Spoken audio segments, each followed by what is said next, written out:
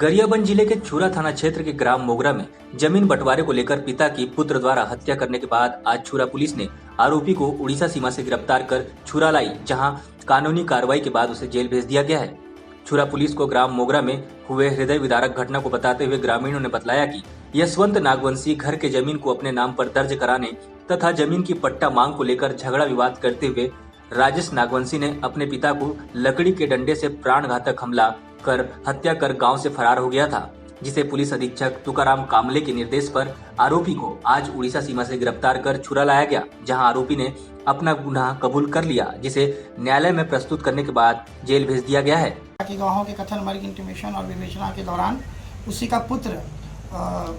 यशवंत नागवंशी आरोपी निकला, जो कि घटना कारित करने के बाद से फरार था। आज दिनांक को पुलिस अधीक्षक महोदय के स्पेशल टीम और हमारे गठन करने के पश्चात आरोपी को उड़ीसा बॉर्डर ग्राम चुरकी दादर के